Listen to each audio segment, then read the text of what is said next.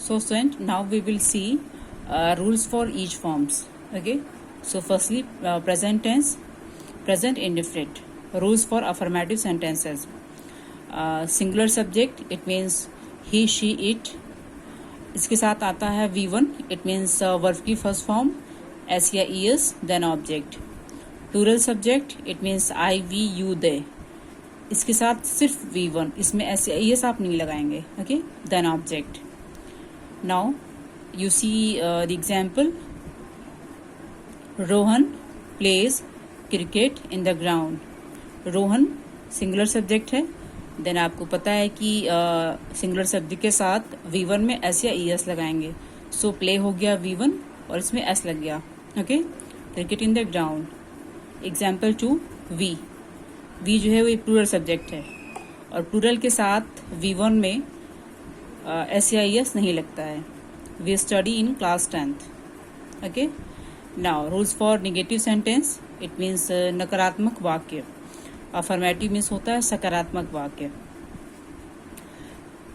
Singular subject plus does not, चूंकि negative है तो डज नॉट. V1 object. अब आप सोचेंगे कि इसमें एस या ES नहीं लगता है. नहीं लगता है चूंकि ES जो है वो डू के साथ आ गया.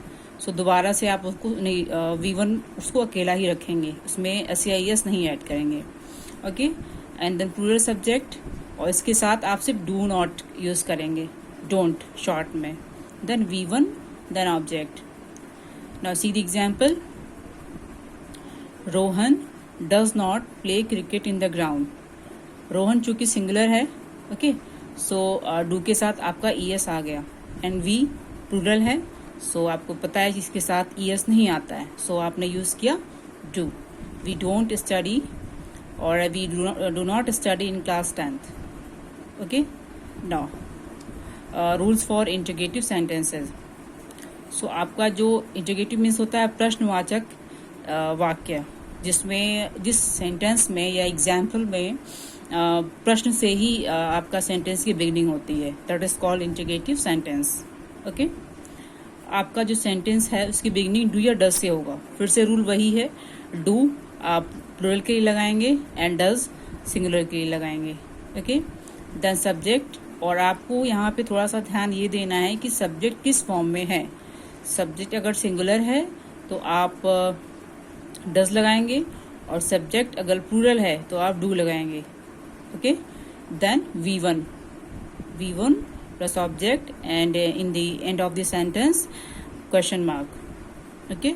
तो ये एक हो गया इंटीग्रेटिव. एंड दूसरा इंटीग्रेटिव ये होता है question words like who, were, when, what. ये सारे वर्ड्स कहलाते हैं question words. Okay. When, which, do, does, ये अगेन डिपेंड करता है आपके सब्जेक्ट पे.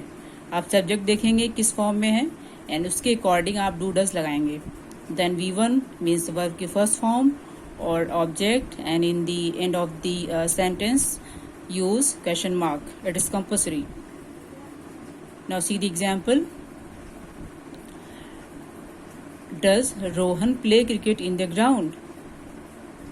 देखिए डज से सेंटेंस की बिगनिंग हो गई और डू या डज डिपेंड करता है सब्जेक्ट पे.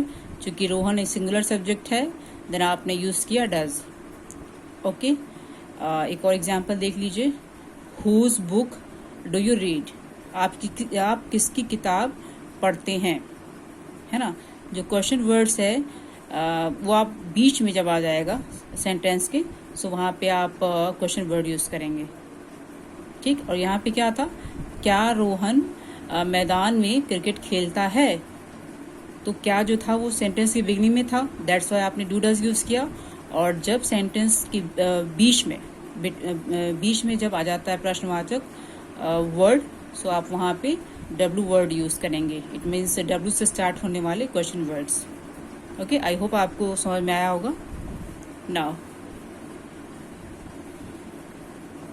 Rules for integrative negative sentence.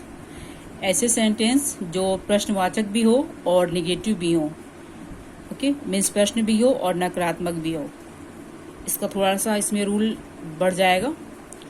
Do does subject again depend करेगा डू डज आपके सब्जेक्ट पर. देन चूंकि इंटीग्रेटिव नेगेटिव है तो नेगेटिव के लिए आप यूज़ करेंगे नॉट एंड V1। V1 में चेंज सिर्फ और सिर्फ अफर्मेटिव में होता है, उसके बाद ये सेंटेंस और रूल्स के हिसाब से चेंज हो जाता है। ओके, ये आप ध्यान रखेंगे। Not, V1, object and question mark and question words. अभी जो मैंने आपको एग्जांपल दिए हैं इंटीग्रेटिव सेंटेंस के लिए, यहाँ पे सेम वैसी चीज़ आती है, बस चूंकि नेगेटिव में सेंटेंस है तो नॉट आ जाएगा, बाकी सारी चीज़ें सेम है। ओके, अब एग्जाम्पल है, क्या रोहन मैदान में नहीं खेलता है।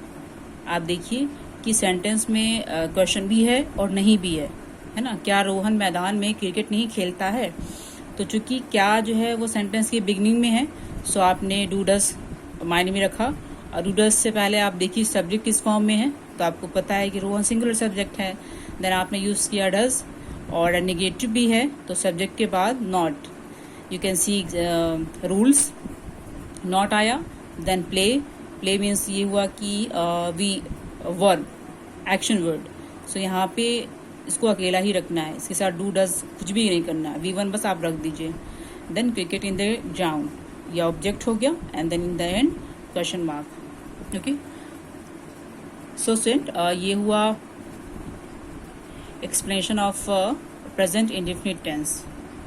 अब हम आगे देखेंगे प्रेजेंट कॉन्टिन्यूअस टेंस।